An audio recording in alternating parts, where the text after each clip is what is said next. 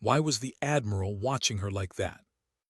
Every recruit could feel it, the weight behind Admiral Marcus Hale's gaze. It wasn't authority. It was contempt sharpened into precision. Lieutenant Commander Evelyn Cross stood perfectly still, shoulders squared, spine unbent. The Pacific wind scraped across the tarmac, hot, gritty, and merciless. Around her, 20 hardened operators, men built from salt and steel, shifted with the small, invisible movements of discomfort they'd never admit to. Hale's voice cracked through the air. Lieutenant Commander Cross, your cover is 1 centimeter off. A single centimeter. The correction hit like a bullet meant to miss but still bruise. She adjusted the tactical hood by that single centimeter. Yes, sir, correcting now. The Admiral didn't nod. He just stared at her, as though she'd already failed an exam he'd written years ago. Around her, the formation rippled with small smirks. To them, she was the anomaly, the experiment they never asked for, the woman Hale had sworn would never make it through his program.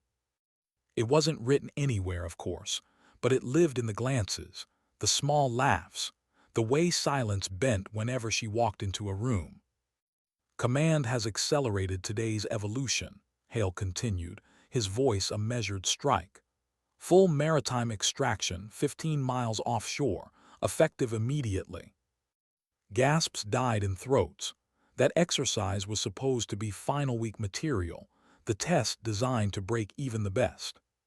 But now it was day 15. Hale's smile didn't reach his eyes. Some candidates may find the adjustment challenging. The unspoken name was hers. Dismissed. The line broke into motion, boots thudding, gear clattering, adrenaline humming. Evelyn turned sharply, every movement precise. She didn't need to look to know who brushed past her shoulder with deliberate force. Hope you're a strong swimmer, Cross, Lieutenant Orion Thade muttered under his breath. Weights got mysteriously heavier overnight. The smirk never left his voice. She didn't answer, didn't even glance at him. But when she reached for her vest, she felt it 2 pounds heavier on the left side. Subtle, enough to drag a body off balance in heavy surf, enough to drown someone who trusted equilibrium too much. Sabotage. She said nothing, just redistributed the load silently, fingers quick and exact, adjusting straps until the imbalance disappeared into muscle memory. Let them play their games, she survived worse. Inside the gear bay, the air changed. A quiet authority entered, Captain Vesper Reeve, Naval Intelligence. Her insignia gleamed against an otherwise plain uniform. Intelligence officers didn't belong in SEAL evolutions. Her presence meant one thing only. Something extraordinary was in motion. Evelyn caught her eye. A small nod passed between them. Unspoken history, unfinished business. Then a communications officer approached, tablet in hand. Priority message, ma'am, eyes only. She entered her code sequence. The screen flickered with encrypted data. No one saw what it said, but when she handed the tablet back, her expression had shifted. Not much, just enough for anyone observant to notice. Her shoulders squared. Her breathing deepened. Resolve hardened behind her eyes. Those who saw that shift would remember it later. Outside, rotors screamed to life. The MH-47G Chinooks thundered across the sky, wind and dust swallowing the base. Operators climbed aboard, weapons locked, helmets on, faces made of iron. Evelyn boarded last, taking her seat opposite Commander Z. Sin, the training officer. He studied her the way field veterans study terrain, not for the obvious, but for the hidden. She looked straight ahead, eyes tracing the movement of the air through the loading bay. She wasn't just looking. She was calculating drift angles, rotor wash, wind vectors. The kind of instinct that doesn't come from training. It comes from memory. Sin made a mental note. Her file had redacted sections, skills unaccounted for. The helicopter lifted. The Pacific opened beneath them, gray swells, jagged wind, overcast horizon. a test designed to grind every ounce of endurance into dust. Hale's voice hissed over comms. Extraction package is at the northwest corner of the target structure. First team back secures the priority slot for next month's classified deployment. The cabin shifted. What had been training was now competition. Someone chuckled. Guess we'll see how long the commander lasts. Evelyn didn't react, but behind her calm she was already mapping everything. Current direction, distance drift, thermal layers. She calculated like someone who'd done this before, under fire, under pressure, under silence. Admiral Hale leaned back in his control chair, eyes on the live feed, certain he'd engineered her failure.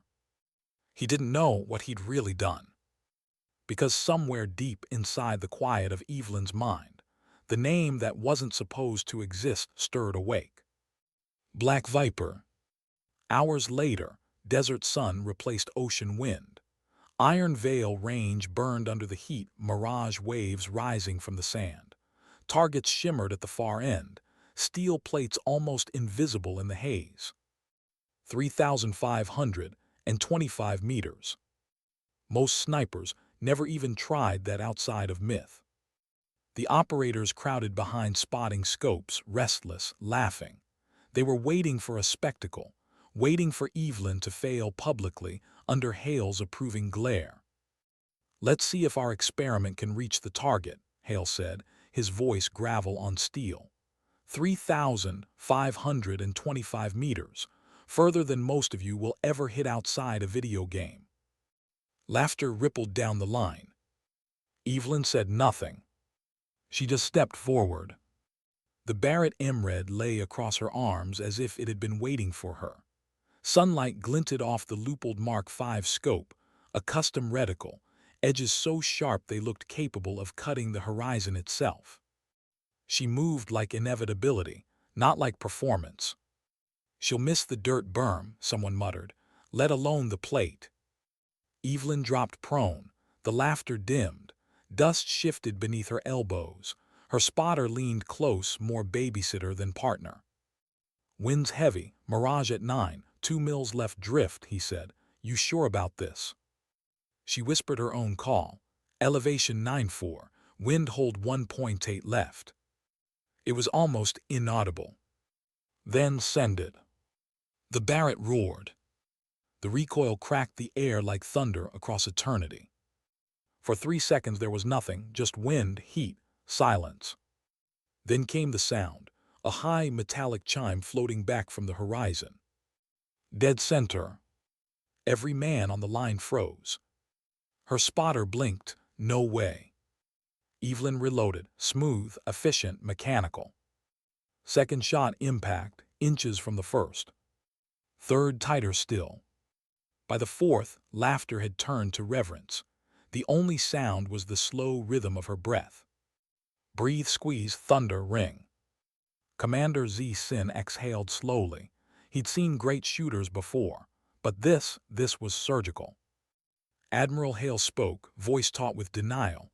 "Luck, anyone can get lucky once."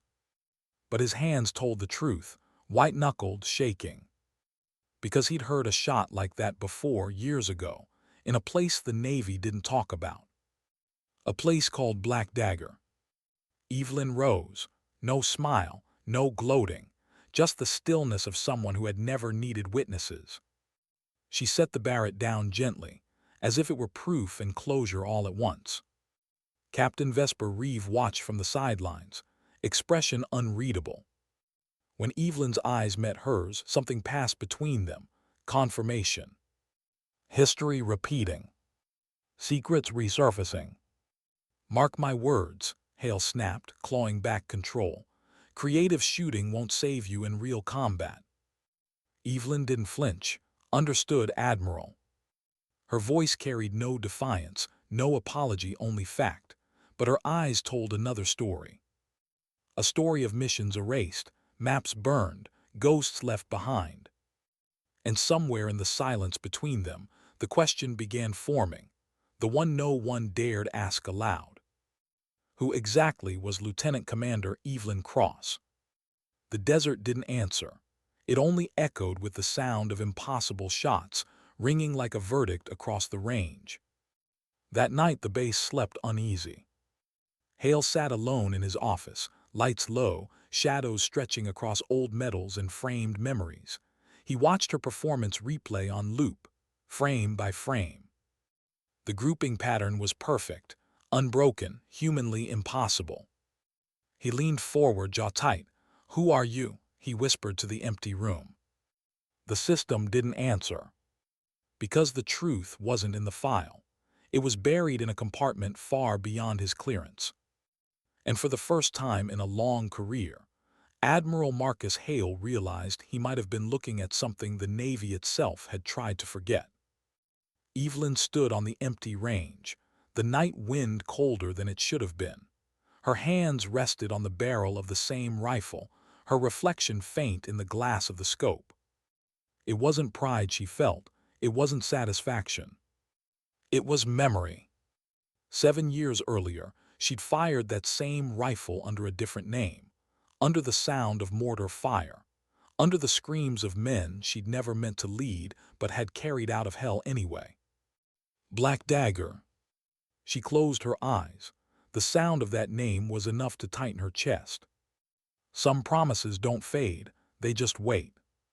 She looked out over the range, where sand met sky, and whispered into the wind. One more mission, then peace. But peace, like secrets, has a habit of vanishing when you reach for it. Because far across the compound, in a dim intelligence wing, Captain Vesper Reeve received a single encrypted ping. A ghost signal. Coordinates attached. A name attached to it, one that hadn't appeared in 7 years. Black Viper. And Reeve's eyes went cold. Whatever this was, it had just begun again. Why would a dead Coulson light up after 7 years? Captain Vesper Reeve stared at the encrypted alert pulsing across her terminal, each flash a heartbeat she couldn't ignore. The cipher was old, obsolete to most, unforgettable to her. A code she and Evelyn had buried long before the Navy claimed ignorance of its existence. Black Viper, the message said. No context, no coordinates, just that name, like a whisper from the past refusing to stay quiet. She exhaled through her teeth, fingers moving over the keyboard in deliberate rhythm. One layer of encryption fell, then another. Beneath it, a single line. Asset compromised, compartment breached, observe, confirm, act. Reeve froze. That phrasing hadn't been used since the Black Dagger mission. Since the night they'd watched 6 men walk out of an impossible kill zone. Since the night Evelyn Cross disappeared from official memory and became a classified myth. Now she was sitting on a message written in that same operational language, sent from inside this compound. Outside, floodlights swept across the training grounds. Evelyn moved through the obstacle course alone, every motion quiet, precise, automatic. The rest of the unit had turned in hours ago. She didn't need rest. She needed silence. Each breath echoed between her ribs like the sea she'd almost drowned in that morning. 15 miles offshore, with 2 pounds of sabotage pulling her off-center, she'd made it back first.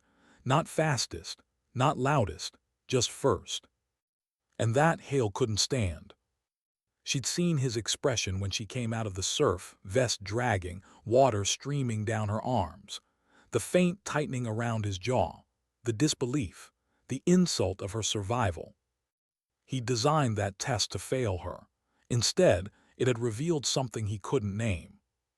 Now she ran through the dark, ghosting over sand and concrete. No music, no pace counter, just motion, just breath. When she finished, she stopped at the edge of the range, the same one where the desert heat had once mocked her.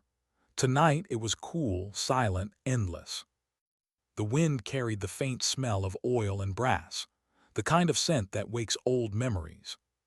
She knelt, pressed her hand into the dirt, and let the quiet sink in. Somewhere far off she could still hear that chime, the ringing of steel struck at impossible range. A sound that never leaves you once you've earned it. At dawn, the base awoke under new orders. The training complex had been reconfigured overnight into an urban kill house. Concrete corridors, blind corners, flashing strobes meant to simulate chaos. It was supposed to teach adaptability, how to think under pressure. Hale watched from the control room, arms folded. Beside him stood Marine General Hayes, invited as an observer.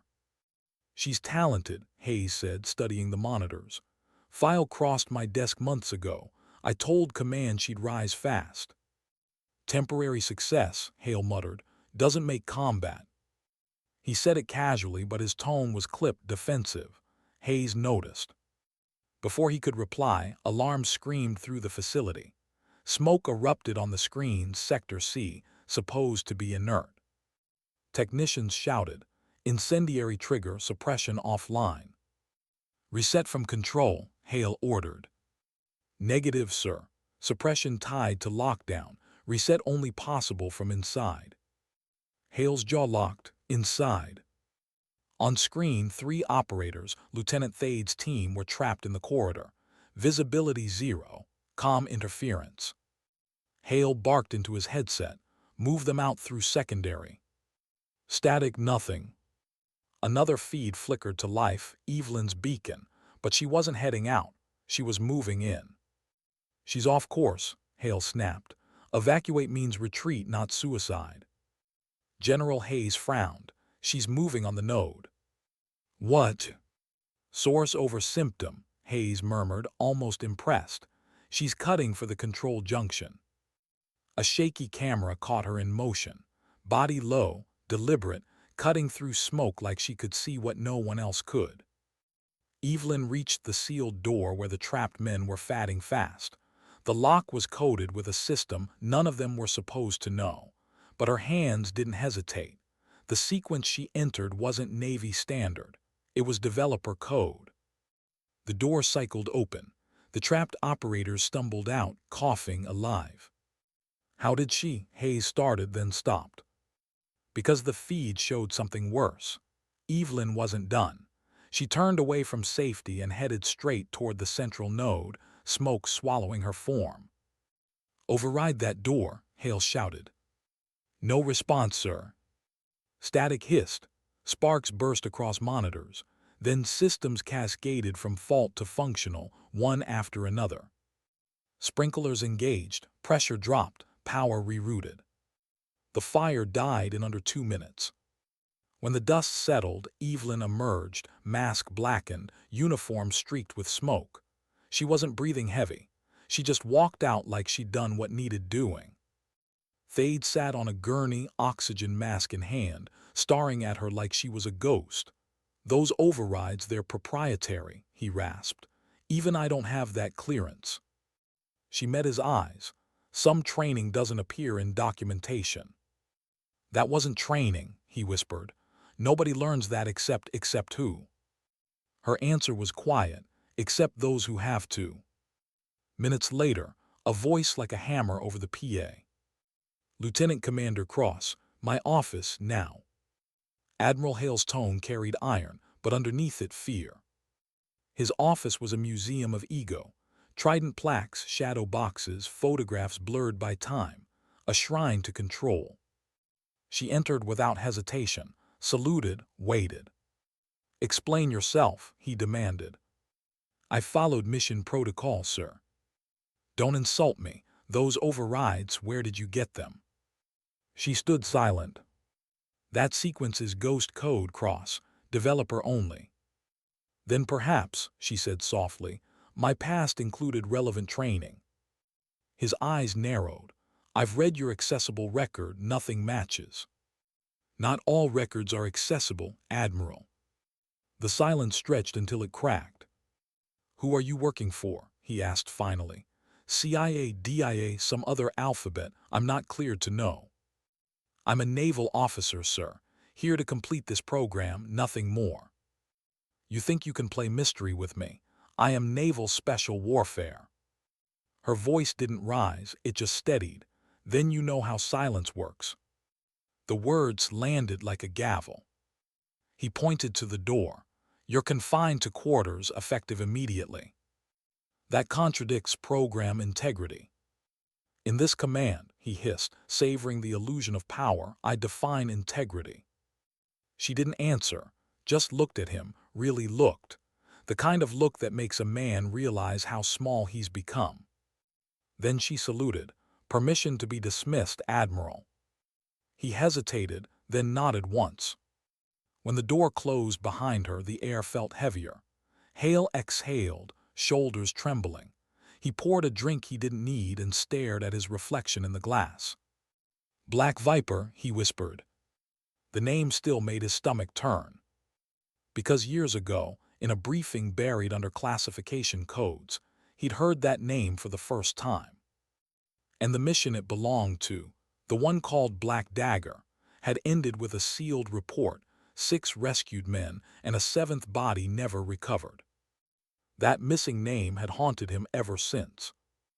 Now he was starting to wonder if that body had ever been a body at all. Reeve met Evelyn in the corridor outside her quarters. The air between them carried a static hum of unspoken history. He's accelerating, Reeve said quietly. Requests for your record just hit personnel. He's calling former co's. As expected, Evelyn replied. Her tone didn't change. He'll push for a public win.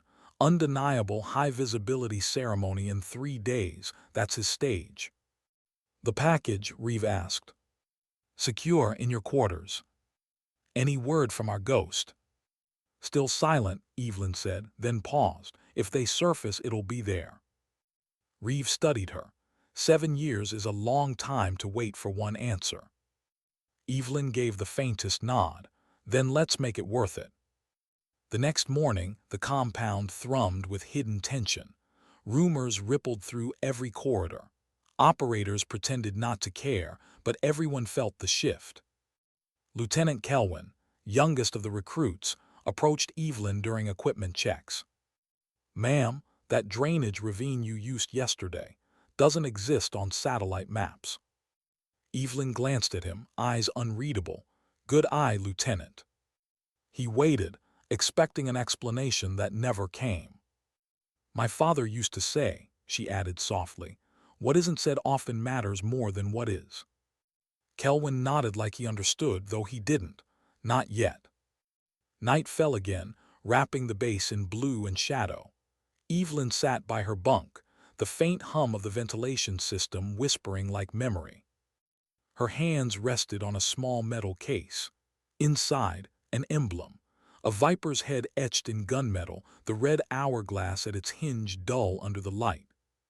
The symbol had been struck from Navy records, wiped from every system that mattered.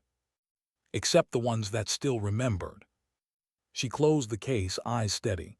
The past was circling back, she could feel it.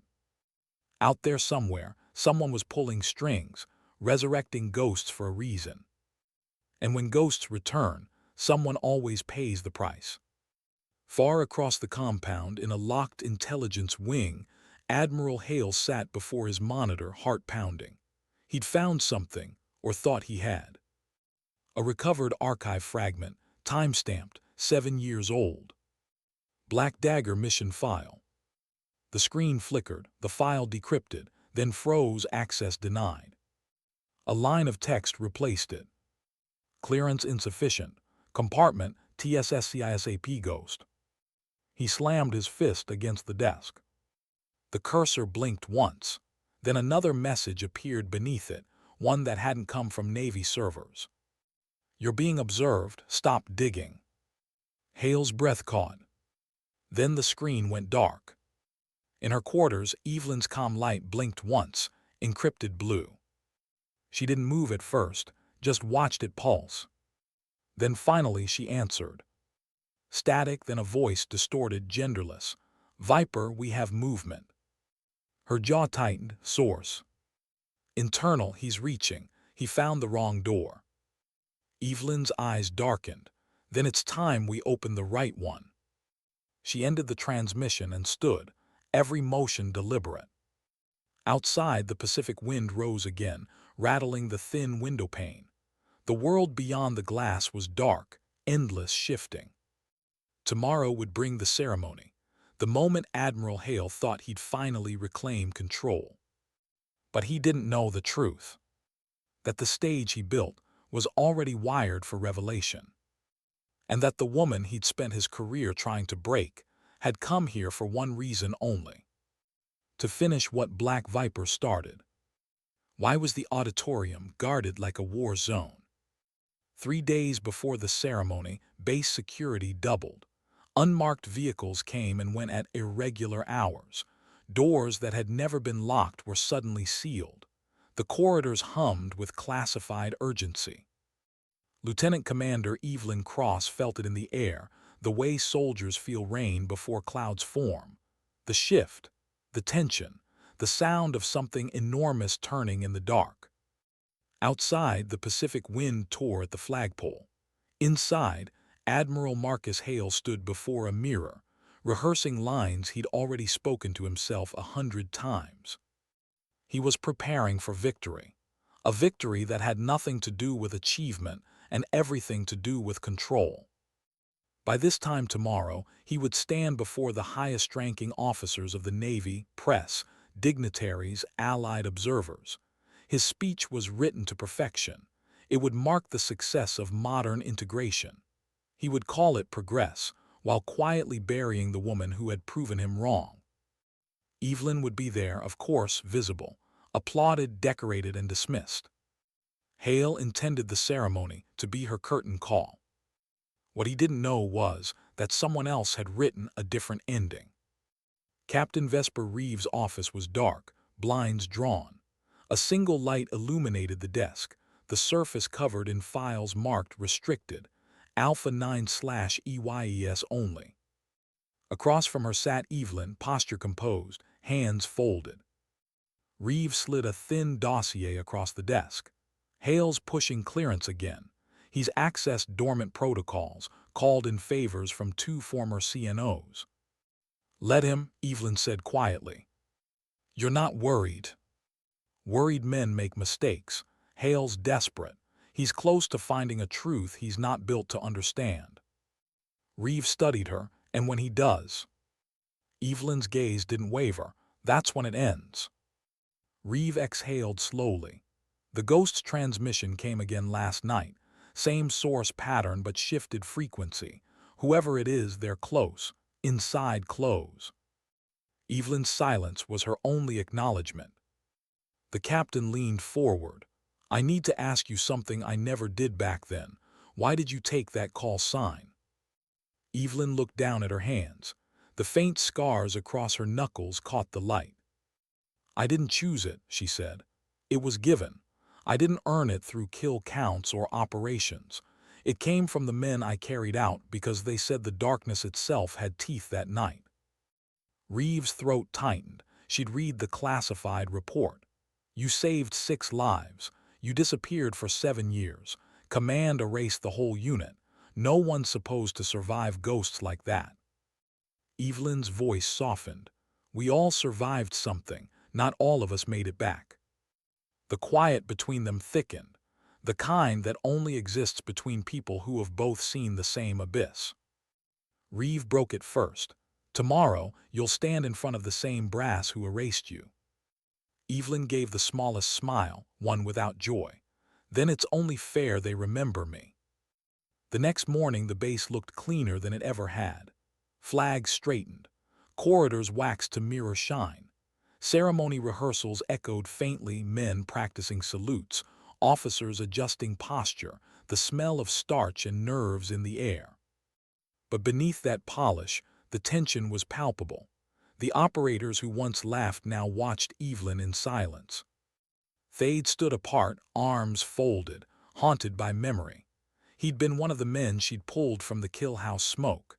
He couldn't forget the way she'd moved, like someone who didn't care about survival, only completion. Kelwyn, the youngest, approached him. She's not like anyone I've seen, he said quietly. Thade didn't answer. His eyes stayed fixed on Evelyn as she crossed the yard. That's because she's not supposed to exist.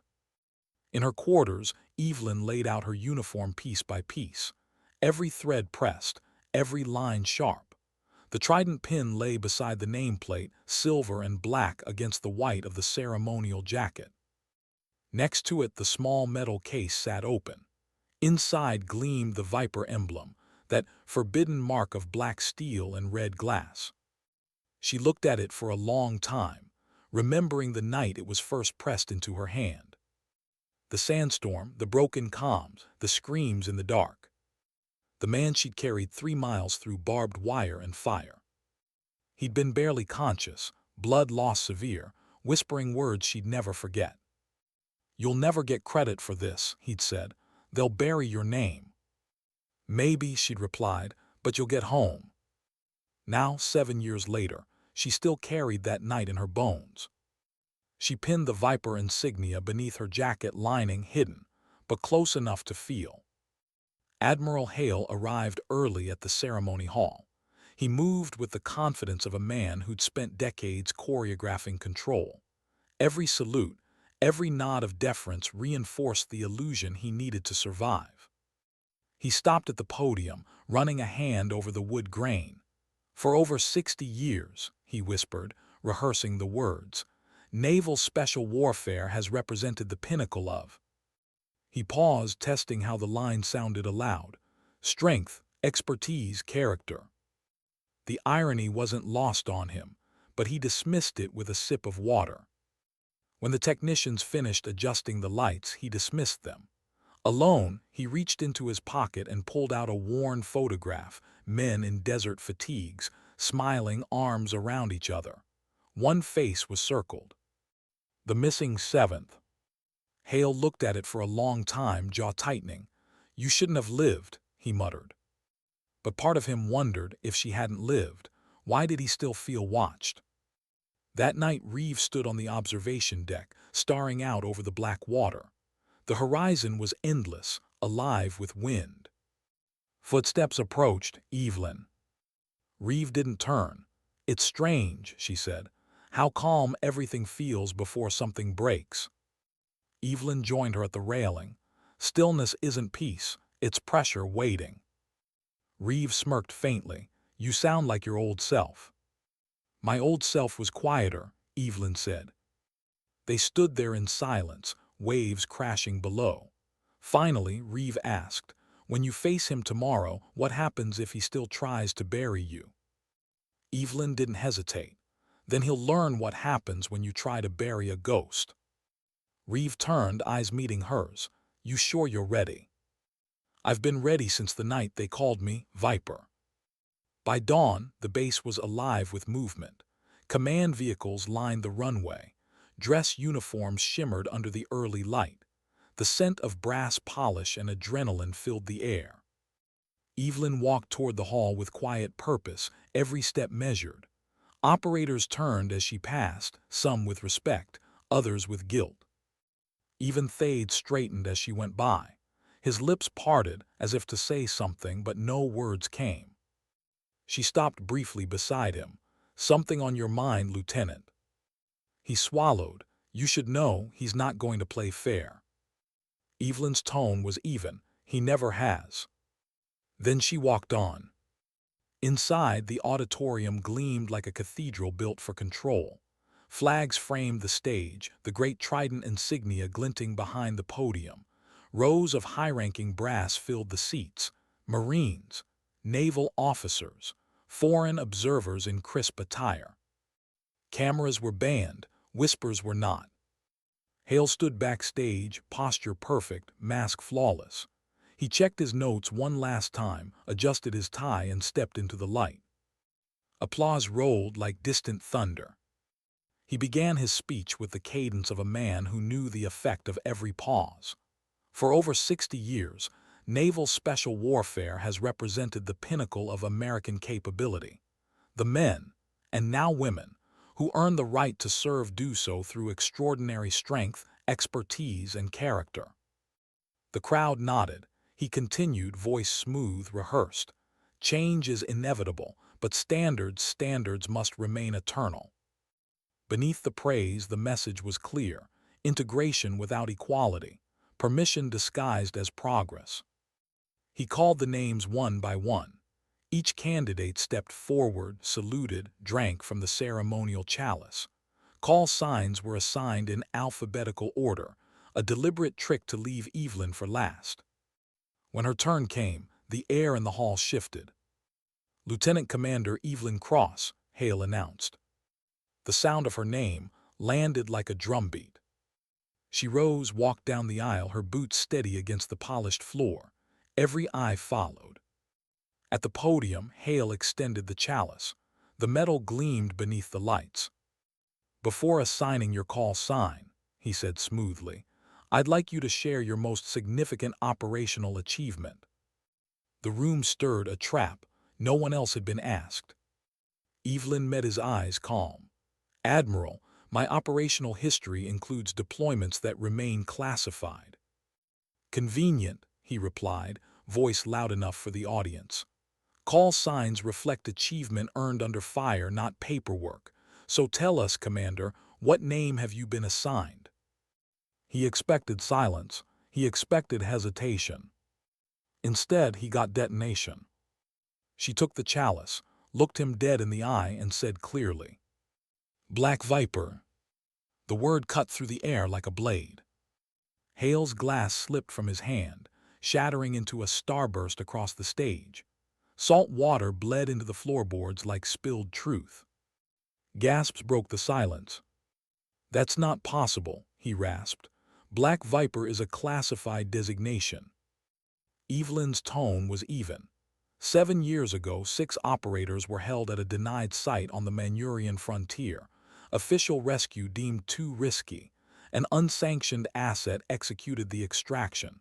All 6 returned alive, under fire, injured. The mission was erased. From the crowd, a voice rose, "Thade. I broke my femur that night. Someone carried me 3 miles through the dark." He stood, eyes locked on her. "I never saw their face." Evelyn didn't look away. "Now you have." Every camera was banned, but no one needed footage. The memory would burn itself into every witness present. Rear Admiral Reeve stepped forward, removing her insignia. The light caught her stars. "Lieutenant Commander Cross's identity as Black Viper has remained classified at the highest level," she said. "Her placement here was not training, it was confirmation. A counterintelligence operation to expose a compromise."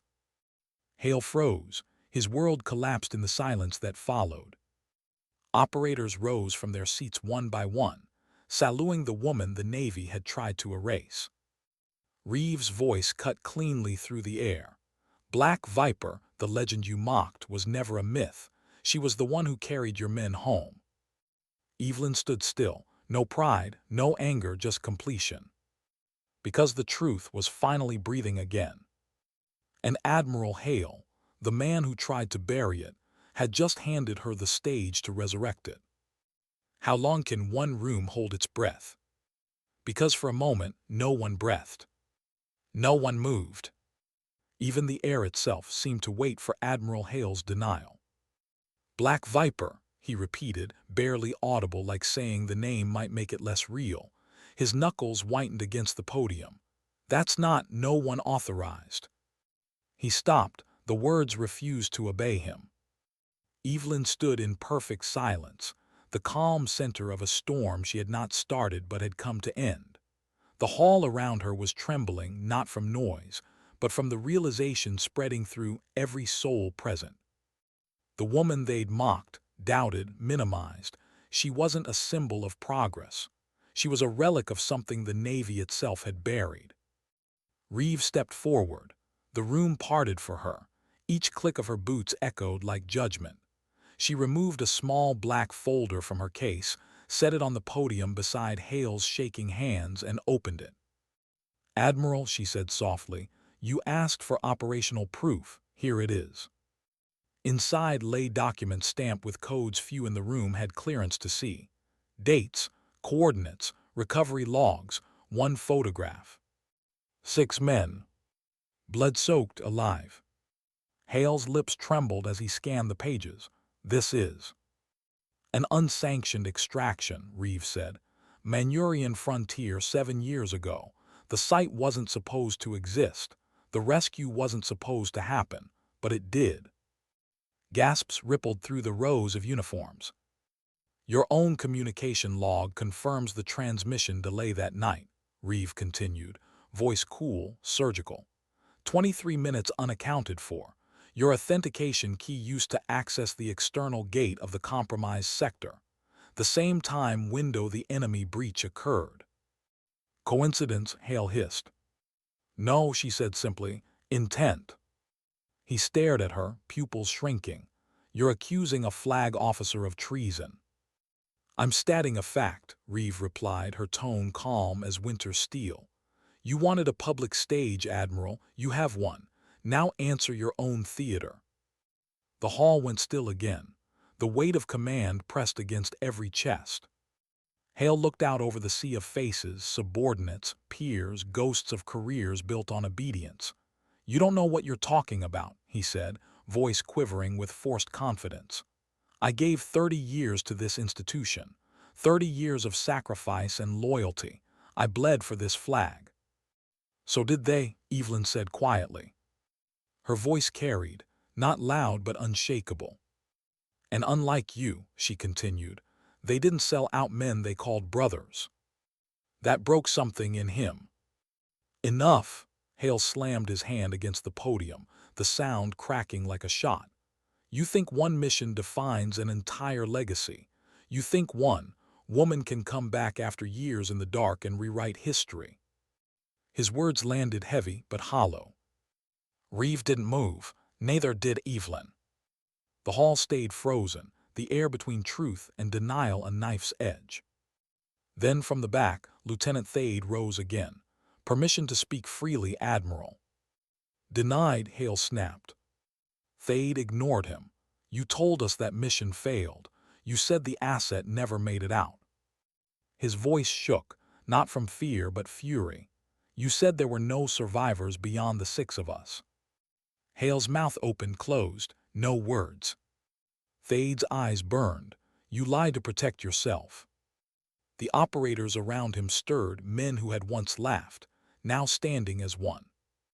One by one, they removed their trident pins, placing them on the stage steps, not in protest, in tribute. Evelyn's eyes softened, just for a moment. The quiet of respect carried farther than any applause. Admiral Hale, Reeve said finally, effective immediately. Your clearance is suspended pending investigation. The Office of Naval Intelligence will take custody of all communication archives and system logs associated with your command. This is irregular, he spat, but the words trembled. There's nothing regular about betrayal, Reeve answered. Security officers in dark uniforms moved toward him, silent, deliberate. But Hale wasn't finished. He turned on Evelyn, voice breaking between hatred and fear. You think this makes you a hero. You're an experiment, Cross, a shadow they couldn't control. You weren't meant to exist, and you know it. Evelyn didn't answer. Her silence made his rage echo louder. You want to talk about betrayal, he continued, almost hysterical. You walked off a battlefield without authorization. You abandoned your command. The accusation cracked through the hall like thunder. For the first time, Evelyn looked away, not in guilt but in memory. The room faded, the walls dissolved. She was back there again 7 years ago. The Manurian frontier. A hellhole of twisted metal, heat and ruin. Night so black it swallowed light whole. Her team scattered, smoke, artillery fire, 6 men pinned down in a trench that had once been a road. Their commander hit, the comms silent. And above the chaos, one voice in her earpiece, cold, calm, and final. Mission scrubbed, extraction denied. The words that ended everything. She stood there in the dirt, heart pounding, watching her brothers bleed out while someone safe behind a console decided they weren't worth saving. She remembered screaming into the comm, "Say that again, command. Say it to their faces." No response. So she made one herself. She broke from position, crawling through fire and glass, dragging bodies that weighed more than her own life. 1 mile, then 2, then 3. She didn't remember the pain, just the sound of breath, hers and theirs, like a shared heartbeat refusing to stop. When she'd reached the ridge, her femur snapped. She remembered the taste of blood, the sound of her own scream swallowed by the wind. But she didn't stop. She carried the last man until dawn. When evac finally arrived, she'd passed out mid-salute. Command declared her dead the next day. Black Viper, erased by order of the same man who now stood trembling in front of her. The vision faded. The auditorium returned. Evelyn met Hale's eyes. "You're right, Admiral," she said softly. "I wasn't meant to exist. That's what makes this hurt you so much." The words hit like a blade sliding between armor plates. Because she wasn't angry. She wasn't loud. She was everything he feared, quiet, undeniable, justified. Hale took a step back. "You have no proof," he whispered. Reeve opened a small metal case. Inside were data drives, authentication logs, timestamps. "This is proof enough." Hale's breath hitched. His world, all the scaffolding he'd built around his myth, began to crumble. He tried volume. "Negligence isn't treason. Anyone could have triggered that breach." Reeve cut him off. "Which is why she was here, to observe your reactions under pressure. You wanted a theater. You got one, just not the script you wrote." A ripple went through the crowd. It wasn't applause. It wasn't outrage. It was something rarer, collective realization. For the first time, every soldier, every officer, every bystander saw the truth. This wasn't about gender, or rank, or politics. It was about integrity, the kind that doesn't need permission to act. Evelyn turned to face the room. "This was never about a woman trying to be a SEAL," she said. "It's about standards, the ones we claim to protect but forget to follow." She paused. "I don't care what patch you wear. I care what you bring when everything fails." Her words landed heavy, not as accusation but as mirror. Across the hall, Thade stepped forward, placing his trident at her feet. "Not surrender, tribute." Another followed, then another. The noise of metal against wood filled the air, a sound more powerful than applause. The ceremony that was meant to humiliate her had become a reckoning. Hale's last defense cracked. "This assembly is adjourned," he said weakly. "You're all dismissed." But no one moved. Reeve reached into her pocket, pulling out a modified insignia, the trident flanked by a black serpentine mark. "Lieutenant Commander Evelyn Cross," she said formally, voice clear and unshaken. "Black Viper, for classified extractions including Operation Black Dagger, for performance with distinction by authority of Naval Special Warfare Command, you are designated to DEVGRU, effective immediately."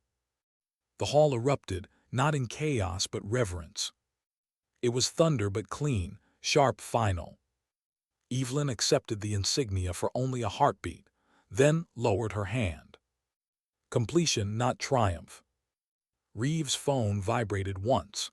A message flashed across the screen. She read it, eyes narrowing, then looked at Evelyn and gave the smallest nod. The ghost had moved. Security escorted Admiral Hale out. Cameras would later say medical leave. Official statements would call it administrative reassignment. But everyone in that hall had already written the real report, in silence. Evelyn stood alone for a moment, surrounded by tridents gleaming like fallen stars. Thade approached, voice quiet. "I owe you apologies, plural." She turned toward him. "You worked off bad intel." He hesitated. "Not just about you, about strength." Her expression softened. "Strength isn't what survives pain, it's what carries others through it." Kelwyn stepped closer, wide-eyed. "Commander, how did you hold cover that long?" She smiled faintly. "SEAL training teaches endurance under fire. I just applied it in a different direction." Later, as the crowd dispersed, Reeve joined her near the stage. "We'll need you at 800. Debrief, then assignment. Evelyn nodded. You know what this means, Reeve added. Yes, Evelyn said. Her tone carried weight and quiet. It means we finally stop surviving the system and start fixing it. Reeve smiled slightly. That's one way to define victory. Not victory, Evelyn replied. Balance. She turned her eyes toward the horizon beyond the windows, where the sky met the sea like an old promise kept.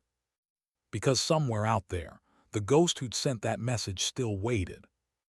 And Evelyn Cross, Black Viper, had never been the kind to leave a mission unfinished. Why does silence feel louder after truth is spoken? Because truth doesn't end noise, it creates echoes. The ceremony was over, but the echoes hadn't stopped.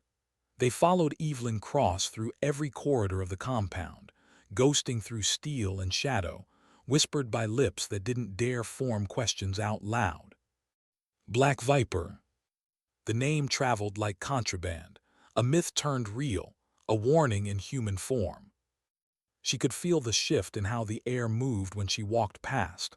Not awe, not fear, something heavier, the weight of realization. People had laughed at her, doubted her, dismissed her as an anomaly that would burn out under pressure. Now they understood she was the pressure, the one the system had tried to erase.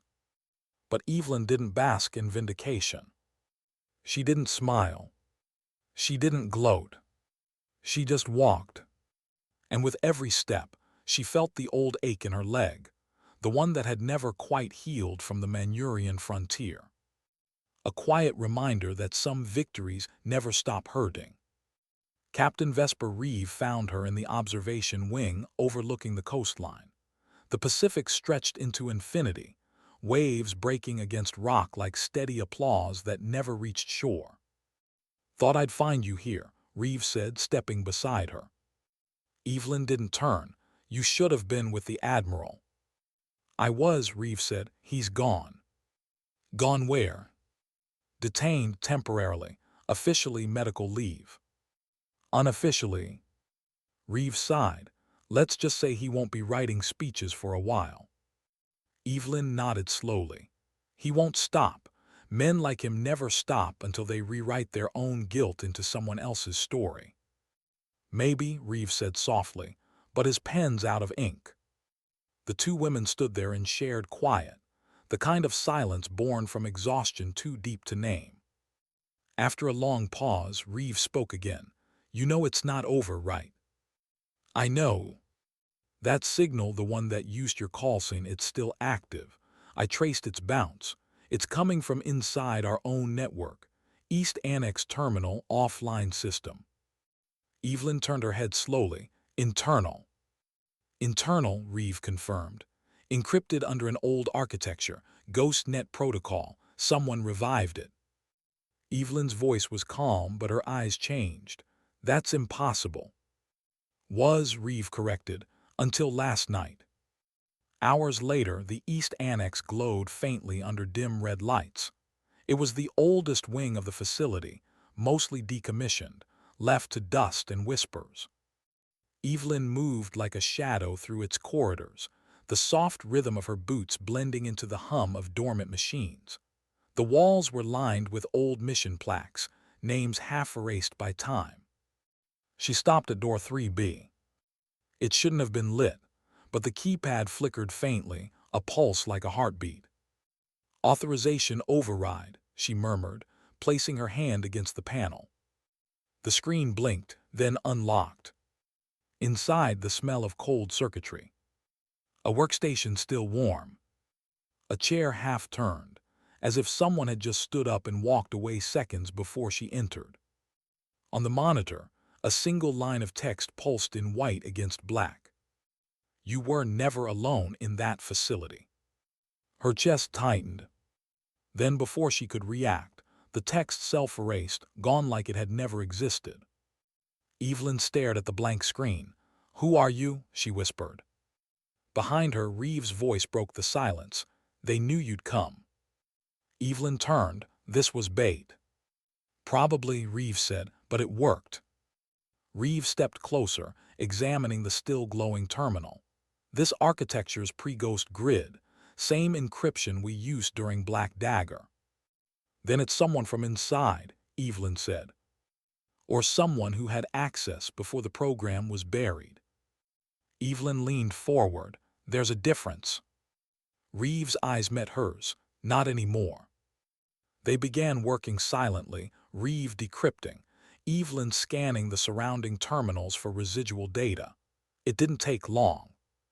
Hidden in the system's deep cache, buried under multiple false paths, was a sequence of coordinates, not on Earth. Orbital. What am I looking at? Reeve muttered. Relay station, Evelyn said. Military grade, but it's been dark for years. Reeve frowned.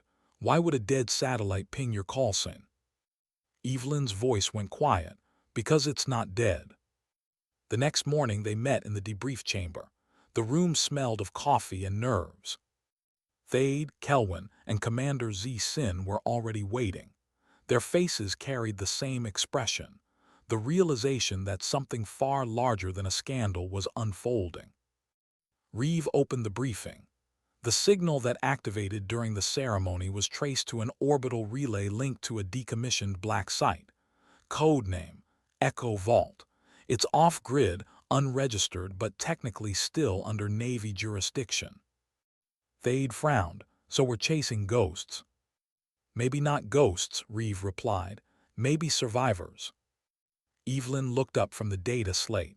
Or the ones who were never supposed to be found. The room fell silent. Kelwin leaned forward. Commander, what if it's not bait? What if it's a distress signal? Evelyn's eyes flicked to Reeve, then back to the young lieutenant. Then we answer it. Sin folded his arms. With what authority? Evelyn's reply was cold and clean. With moral authority. No one argued. Reeve set the file down. I've already secured clearance under classified parameters. We're launching an investigation under the cover of satellite recalibration. Shuttle leaves in 6 hours. Thade looked between them. And if this isn't a signal, if it's a trap? Evelyn's jaw tightened. Then we find out who said it. The hangar roared with engines and echoes. The modified Osprey sat gleaming under white lights, its fuselage stripped of insignia. Evelyn stood near the ramp, helmet under her arm, her gaze steady. Thade approached, voice low. You don't have to go up there yourself. I do, she said. He hesitated. You think it's connected to hail? Evelyn shook her head. No, hail was a symptom. This feels like the disease. Thade exhaled. You really believe this goes higher? She met his eyes. It always does. Reeve appeared at the top of the ramp, clipboard in hand. Cross, you're on point. Thade's flight lead. Kelwin's handling telemetry. Understood, Evelyn said. As she climbed aboard, Thade muttered, You know, if this goes wrong, we'll never make it into the report. Evelyn looked over her shoulder. Good, then no one can rewrite it. They launched just after 200. The Pacific turned to silver beneath them, the horizon a black line etched in cloud. Inside the aircraft, the hum of engines blended with heartbeats. Reeve monitored from the base command feed, her voice in their comms. Telemetry green. Relay coordinates confirmed. Approach vector nominal. Copy, Evelyn replied, eyes on the display. The orbital path appeared ahead, faint debris field, one central structure drifting quietly among the stars. It was beautiful in a ghostly way, like a cathedral made of steel and forgotten secrets. As they approached, the sensors flickered. Static rolled across the feed. Getting interference, Kelwin said. Evelyn leaned closer. From what? No idea, ma'am. The station's awake. The words hit like cold air. Reeve's voice crackled through static. Say again, Lieutenant. The relay, Kelwin started, then stopped. His eyes widened. There's power, minimal but stable. Systems are drawing energy from somewhere. Evelyn's breath slowed. Then someone in there. The Osprey docked with a muted thud. The airlock hissed. Inside, darkness. the kind that swallows light whole. They moved carefully, rifles angled down, visors cutting through the dust. The air smelled metallic like time and decay. Each footstep echoed endlessly, bouncing down hollow corridors lined with inactive terminals. "This place is supposed to be dead," Thade whispered. "Dead things don't send messages," Evelyn said. They reached the main control hub. And there, flickering on a cracked console, was the same phrase she'd seen on the ground. "You were never alone in that facility." Kelvin swallowed. "Commander, what does it mean?" Evelyn's throat tightened. "It means someone else was there that night, someone who wasn't on our team." She stepped closer to the console. Another message appeared, scrolling across the screen. Black Viper was not the only designation. Her pulse quickened. "Reeve, you seeing this?" she whispered into comms. Static answered. "Command, do you copy?" "Nothing." The signal had gone dead. Thade's voice came from behind her. "We've got movement." Evelyn turned, scanning the dark. "Where?" He pointed, a faint glow in the far corridor, like someone carrying a low lantern through fog. The shape moved slowly, deliberately, disappearing behind a bulkhead. Kelvin's breathing hitched. "Is that?" Evelyn raised a hand. "Hold position." They advanced in silence, boots barely touching metal. Every instinct told her this wasn't just a trap, it was a message. When they rounded the corner, the light was gone. In its place, an open data crate, wires humming faintly. Inside it, a small emblem, black steel and red glass. Identical to the one beneath her uniform. Thade whispered, "That's yours." Evelyn reached out, touched it lightly. It was cold, too cold. And underneath it, carved into the metal base, a phrase scratched by hand. "We are still here." Her heart stopped. She looked up, and for a moment, swore she saw a silhouette reflected in the viewport. Familiar still, watching. Then it was gone. Back at base, Reeve stood before a frozen comm screen, the signal abruptly severed. "Viper, do you copy?" she repeated. "Evelyn, report." Only static replied. The signal log blinked once before going dark. She stared at the black monitor, her pulse steady but her mind racing. Because the coordinates hadn't just led to a derelict satellite. They pointed to something much older. A network designed not for communication, but for containment.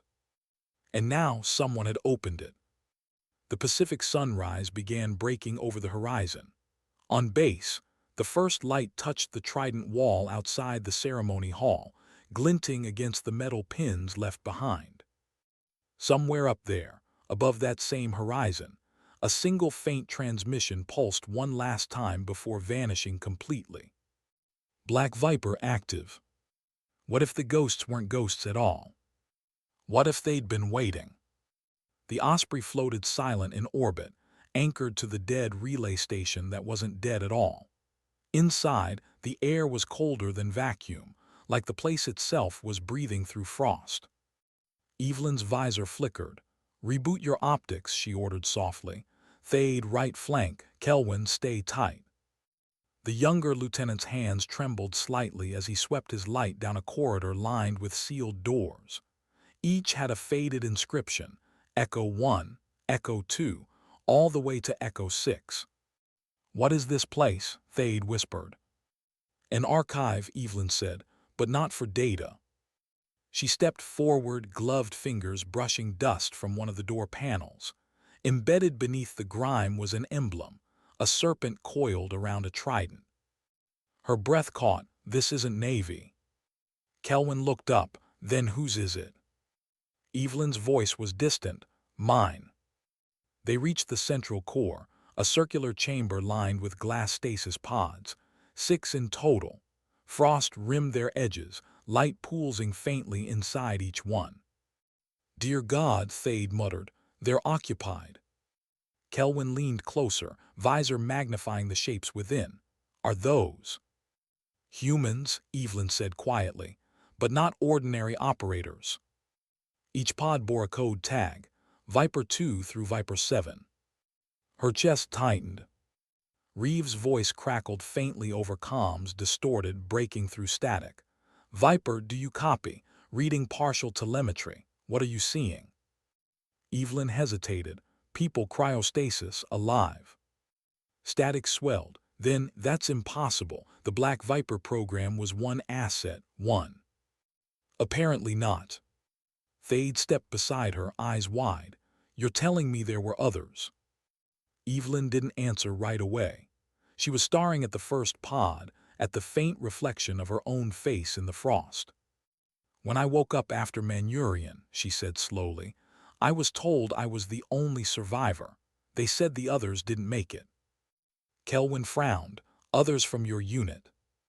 "No," her voice cracked like the first fracture in glass. "Others like me." The console beside the pods blinked to life. Lines of old code scrolled fast, diagnostics, vitals, encrypted designations. Evelyn wiped frost from the display and leaned close. "Cryogenic suspension power at 22%, she murmured. "Cycle reads active since 7 years ago." Thade's breath hitched, "Same as Black Dagger." Evelyn nodded slowly. "The same night." Kelwyn swallowed hard. "Then this was part of the operation." Evelyn's gaze darkened. "No, this was the operation." The floor trembled, a deep metallic groan reverberating through the hull. Lights flickered. "Commander," Thade said sharply, "power fluctuation." "Stabilize it," Evelyn ordered. Kelwyn scrambled to the secondary console. "Reactors decaying, the cryo cores failing." "How long?" "Minutes, maybe less." Evelyn's pulse slowed. "We can't let them die up here." Reeve's voice surged faintly through comms again. "Viper, abort extraction. You're not authorized to engage that system." Evelyn's reply was calm.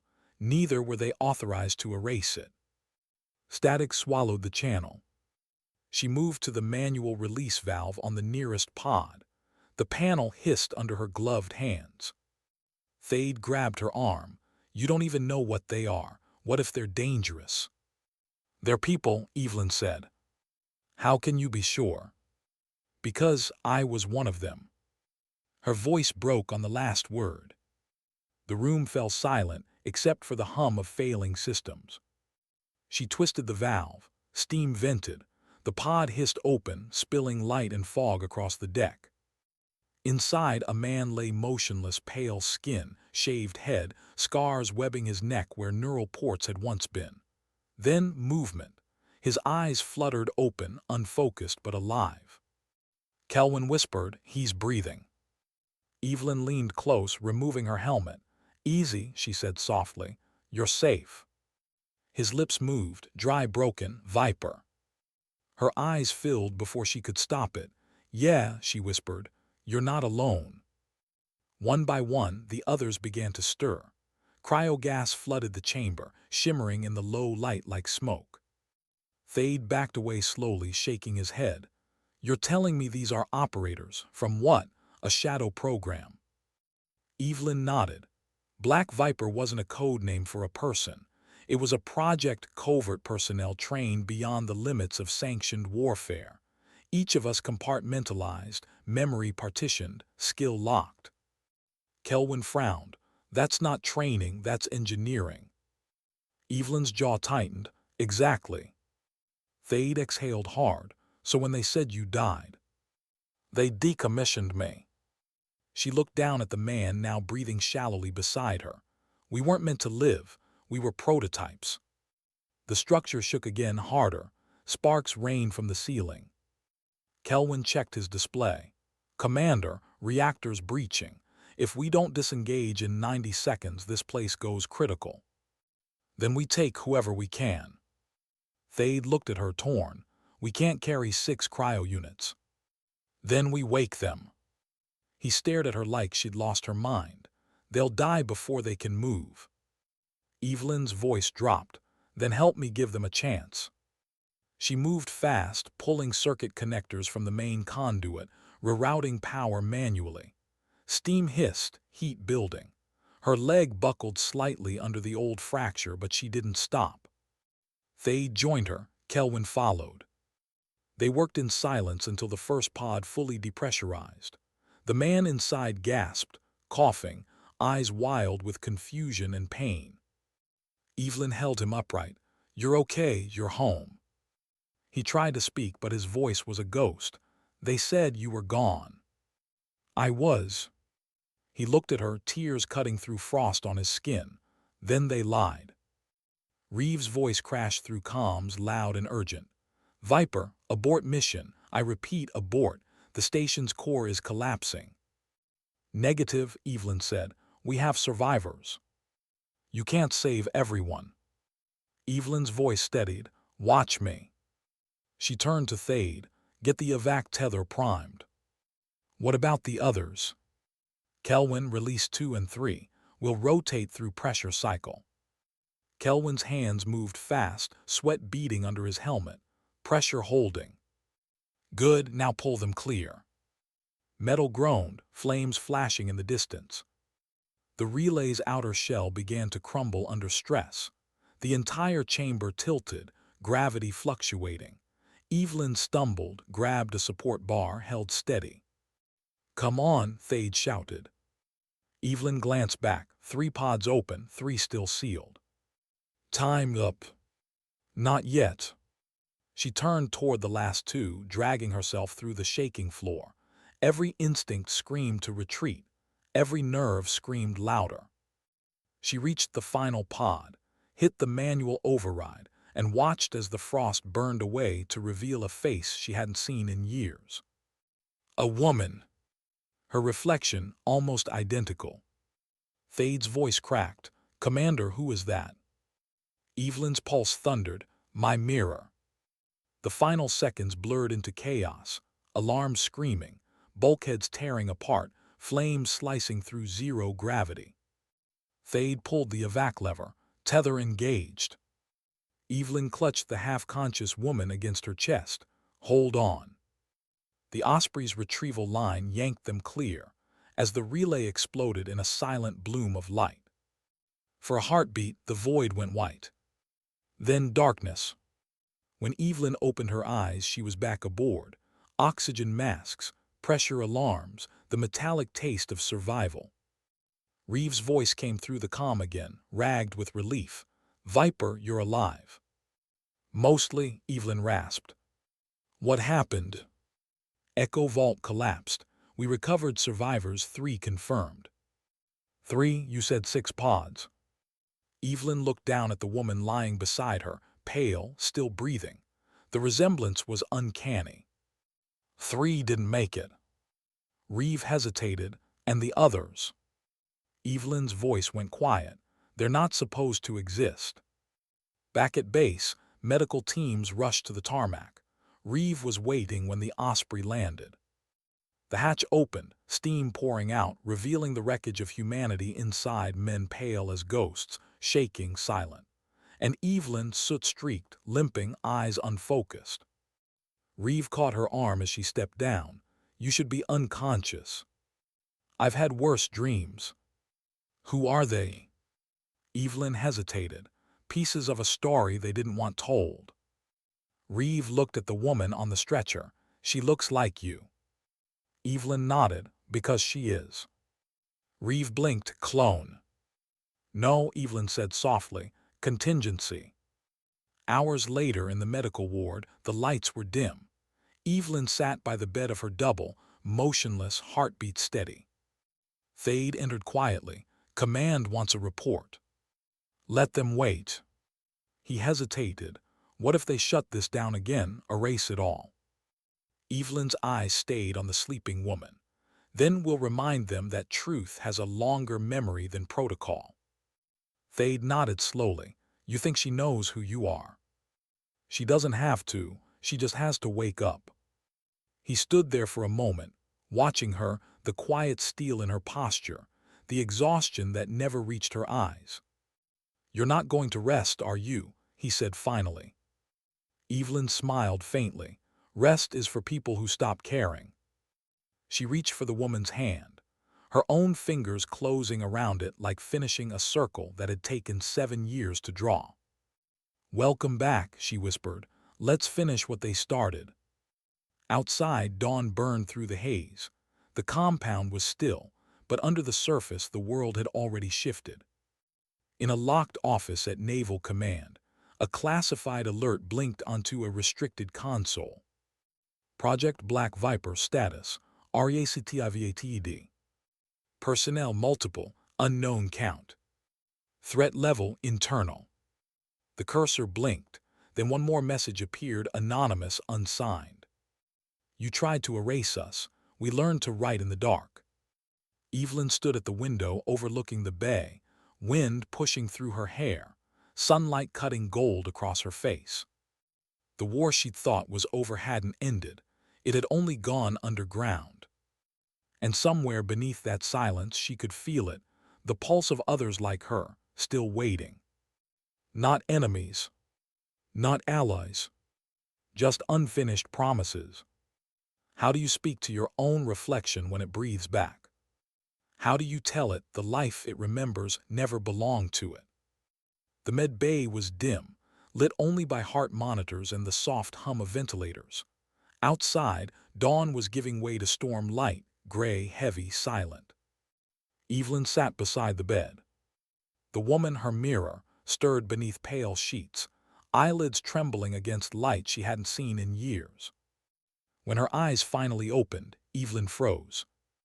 They were her eyes, the same shade of steel blue. But there was confusion inside them, and pain. "Where am I?" the woman whispered. "Base facility, secure location," Evelyn said quietly. "You're safe." The woman blinked slowly. "Safe." Her lips curved faintly, almost ironic. "I don't think that word means anything anymore." Evelyn managed a faint smile. "Then we have that in common." Reeve entered, voice gentle but guarded. "Vitals are stabilizing. Cellular degradation's lower than expected. Whatever they did to her, it held." Evelyn nodded, eyes still fixed on the woman in the bed. "She's not just a clone." Reeve frowned. "Then what is she?" Evelyn's voice lowered. "A continuation." Reeve blinked. "You mean?" "I mean they didn't replace me. They copied the version of me that wouldn't ask questions." The woman's gaze flicked between them, her voice breaking the space. "You talk like I'm not here." Evelyn turned toward her, "Then talk back." The woman's lips trembled. "I remember missions, briefings, people, but not endings. Everything just stops." Evelyn took a slow breath. "They shut you down before you could know what you'd done." Her mirror frowned. "What we done?" Evelyn hesitated. "Yes." For a moment, silence filled the room again.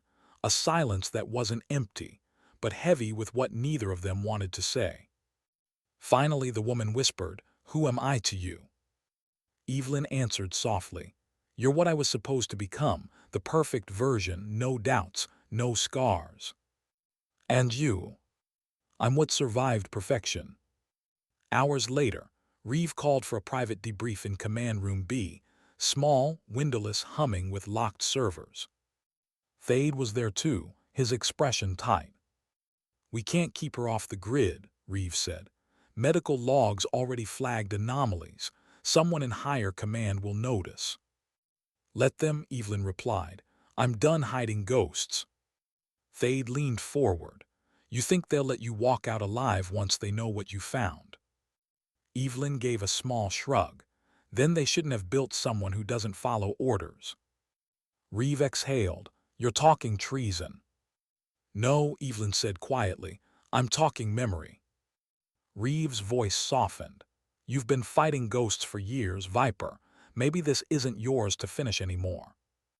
Evelyn looked up sharply. "If not me, then who? The people who buried us.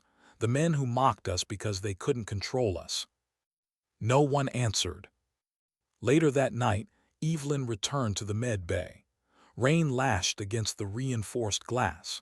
Her reflection, the other Evelyn, was sitting upright now, staring at the window like she was trying to remember what the sky used to mean. They told me my name was Sarah, she said quietly, not turning. But that wasn't the truth, was it? Evelyn hesitated. It was a truth, not the truth. Sarah smiled faintly. That's a nice way of saying I was convenient. You were necessary, Evelyn corrected. For what? Evelyn's silence was the answer. Sarah turned, studying her. You're different, I can feel it. The way you talk, the way you hesitate, they erased that in me. They tried, Evelyn said softly. Sarah's expression hardened. Then why save me, if I'm just a reminder of what they wanted you to be? Evelyn stepped closer, her voice trembling just slightly. Because maybe saving you means forgiving me. Sarah's breath caught. Evelyn sat beside her, resting her hands on her knees.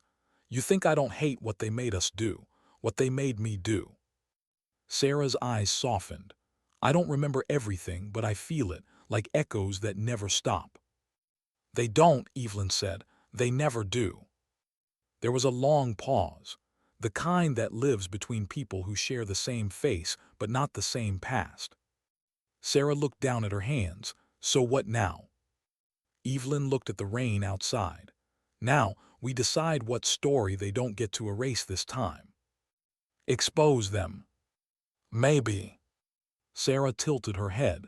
And if that destroys everything? Evelyn met her gaze. Then at least it's the truth. Reeve entered quietly, file in hand. Satellite links reopened. Commands requesting status. They're asking questions about your extraction logs. Evelyn's expression didn't change. Tell them I'll answer in person. Thade, who had followed behind, frowned. You're walking into a tribunal. Evelyn stood, shoulders straight. No, I'm walking into a room that thinks it understands the word classified. Sarah's voice stopped her. They'll destroy you. Evelyn turned at the door. They already tried. Command Hall, 600 hours. The tribunal chamber was sterile, all glass and judgment. Rows of brass insignia lined the upper seats, faces shadowed by authority. Evelyn stood at the center, unarmed, unflinching. Reeve and Thade watched from the side, silent witnesses. Admiral Kaysen took the lead, older, colder, the kind of man whose words could turn into orders before anyone had time to question them. Lieutenant Commander Evelyn Cross, he began, voice precise. You stand here accused of unauthorized engagement, data interference, and recovery of restricted personnel. Evelyn didn't flinch. Correct.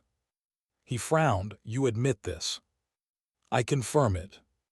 And your justification? Evelyn looked straight at him. Human decency. A ripple of quiet broke through the chamber. Kaysen's lips tightened.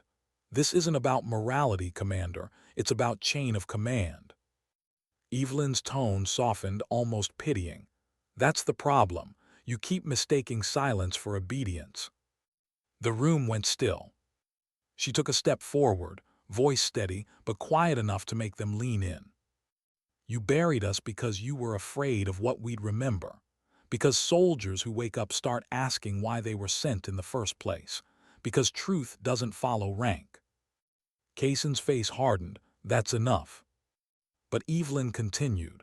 You built a project to perfect obedience, and you failed. You can erase files, you can destroy evidence, but you can't unmake conscience. Her gaze swept the tribunal. You want to debrief me? Fine, let me save you the paperwork. She pulled a small data chip from her uniform pocket and placed it on the podium. Every name, every site, every operation you thought no one would ever find. A murmur rippled through the room. Kaysen's eyes flicked to the chip, then back to her. If you release that, you'll dismantle the foundation of this command. Evelyn held his gaze. Maybe it needs dismantling. Outside the glass, Reeve's hands clenched. Thade whispered, she's going to get herself court-martialed. Reeve shook her head. No, she's going to get us all remembered. Kaysen's voice trembled with restrained anger. You think this makes you a hero, Viper. It makes you a liability. Evelyn's reply came soft, almost tired. Heroes die, Liabilities haunt you. She stepped back from the podium. I'm not here to be honored. I'm here to stop being erased. The tribunal sat frozen. Kaysen finally spoke. You'll be detained for debrief and containment pending classification review. Evelyn's lips curved faintly. Containment? You already tried that once. Security moved forward, two officers approaching cautiously. But before they could reach her, Reeve stepped through the side door, ID chip flashing. Orders from Command Network Delta, she announced. Effective immediately, tribunal adjourned. Containment request rescinded. New directive incoming. Kaysen frowned. From whom? Reeve met his eyes. You'll want to read the signature. He glanced at the holographic screen as the document loaded. His face went pale. The authorization came from the Office of Strategic Oversight, an organization above his jurisdiction. Kaysen's voice faltered. This is impossible. Reeve smiled slightly. So was she. Outside the chamber, Evelyn walked in silence down the long corridor. Reeve joined her, steps matching. You just lit a fire that won't stop burning, Reeve said quietly. Evelyn nodded. Good. Maybe it'll finally show what was hiding in the dark. And Sarah? Evelyn's eyes softened. She deserves a name that's hers, not borrowed. I'm going to help her find it. Reeve smiled faintly. You sound like someone who's finally found peace. Evelyn looked out the window, rain tapering off, sun breaking faintly through cloud. Peace isn't something you find, Captain. It's something you stop running from. Back in the med bay, Sarah stood by the window now, steady on her feet. When Evelyn entered, she turned slowly, a small, real smile forming. You came back. Always, Evelyn said. Did they believe you? They don't have to. Sarah nodded. What now? Evelyn stepped closer, resting a hand on the glass. Now, we rebuild what they broke and remember who we were before they rode over us. Sarah's eyes glistened. And if they come for us again? Evelyn's reply was soft but certain. Then we remind them we don't need permission to exist. Later, under a bleeding sunset, Evelyn walked alone across the tarmac, the wind catching her hair, the storm's last breath fading into calm. Reeve watched from a distance, whispering to Thade, what do you think she'll do now? Thade's eyes stayed on the figure walking toward the horizon. Whatever she decides, I wouldn't bet against her. And for the first time, Reeve smiled. Because somewhere between defiance and redemption, Black Viper had stopped being a code name and become a conscience. What happens after the truth breaks free? The system doesn't collapse overnight. It trembles quietly, reluctantly, as if it still hopes denial will hold it together. For days, the base was a hive of whispers. Rumors spread faster than official memos. Project Black Viper, the name no one was supposed to know, had become the word everyone avoided saying out loud.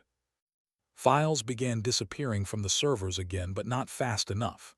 Evelyn's data leak, timed, encrypted, scattered, was already beyond recall. Somewhere in the endless machine of command, people were scrambling to erase the unerasable. But truth doesn't die in silence. It only waits for the next breath to say it again. Evelyn spent those days in solitude. No headlines, no press, no parades. Just the echo of everything she'd set in motion. She sat by the edge of the barracks landing pad one night, looking out across the dark ocean. The air smelled like rain and jet fuel, the scent of things that never stop moving. Her leg still ached when the cold hit. It always did. She rubbed it absently, watching the faint glimmer of satellites overhead. Somewhere up there in the orbiting debris field, Echo Vault was nothing but dust and metal, but part of her still heard the whisper. We're still here. Maybe they were. Maybe pieces of her past were floating in that void. People who hadn't had the chance to wake up, or stories she hadn't had the courage to tell. Reeve found her sitting there, wrapped in silence. Still awake. Evelyn didn't turn, trying not to dream. Reeve smiled faintly, lowering herself beside her. Commands in panic mode. Half the oversight board, pretending they never signed anything. They'll rewrite it, Evelyn said softly. They always do. Reeve looked at her. Then what was all this for?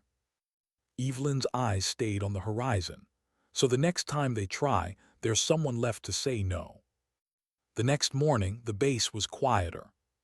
Sarah had been moved to a recovery wing, her progress nothing short of miraculous.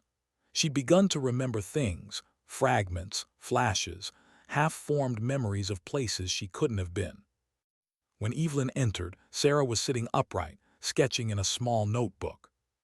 "What are you drawing?" Evelyn asked. Sarah smiled faintly.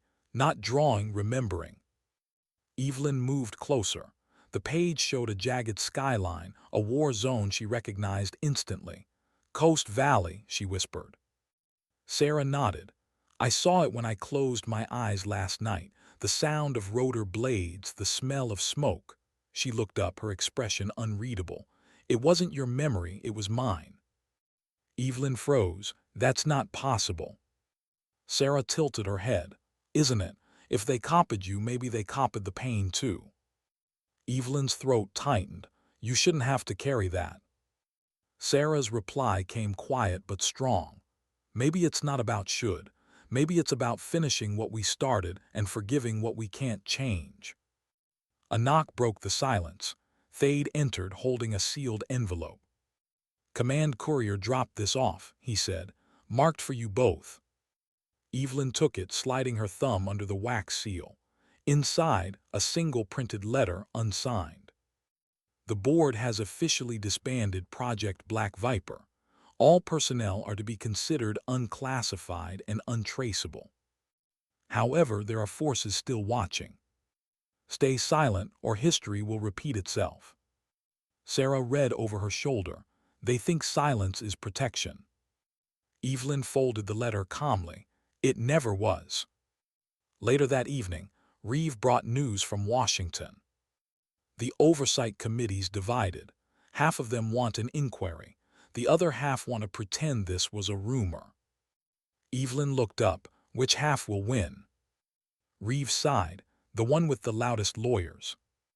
Evelyn's smile was almost imperceptible. "Then we speak louder." Reeve studied her for a moment. "You're not planning to stay, are you?" Evelyn didn't answer immediately. She turned toward the window where the last sunlight stretched across the hangars. "Sometimes," she said finally, "you can't rebuild inside the same walls that broke you." Reeve's voice softened. "Where will you go?" Evelyn smiled faintly. "Anywhere silence doesn't feel like obedience." At dawn she packed quietly. No medals, no photos, no ceremony. Just a single duffel, a folded flag, and a notebook, the same kind Sarah had been drawing in. When she passed through the corridor, Thade stopped her. "You sure about this?" Evelyn nodded. "I'm not leaving, I'm continuing." He frowned. "Continuing what?" "The work they tried to bury." He looked at her for a long moment. "You think the world's ready for the truth?" Evelyn smiled gently. "The world's never ready. It just runs out of excuses." Before she left the compound, she stopped by Sarah's room one last time. The younger woman, though in truth the same age, the same design, was standing by the window, sunlight warming her face. "You're really going?" Sarah said. Evelyn nodded. "You'll stay here. Reeve will keep you safe until your clearance clears." Sarah turned to her. "You don't think I'm going to hide, do you?" Evelyn smiled. "No, but healing isn't hiding. It's choosing which wounds you stop fighting." Sarah stepped closer. "Will I ever stop feeling like I'm someone else's shadow?" Evelyn reached out, placing a hand against her cheek. "You're not my shadow, Sarah. You're the proof I wasn't alone." Sarah's eyes shimmered. "Then promise me something. Don't let them make you vanish again." Evelyn's reply was almost a whisper. "I promise nothing. That's how they trained us. But I'll try, and sometimes trying is rebellion enough." They shared a silent embrace. One of those moments that doesn't need words to carry meaning.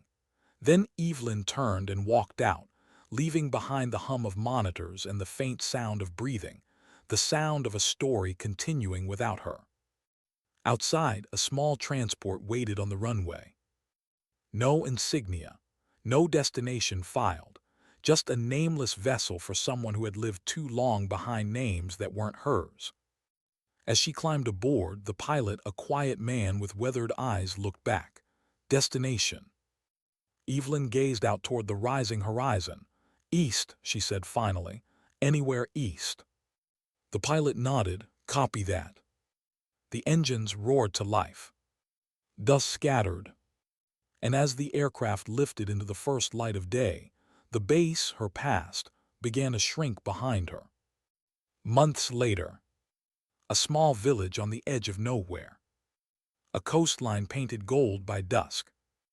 Evelyn sat outside a rundown cafe, a notebook open on the table. Across the street, children played near the water, their laughter faint, unguarded, alive. She looked down at the notebook. Pages filled with notes, sketches, and fragments of memory.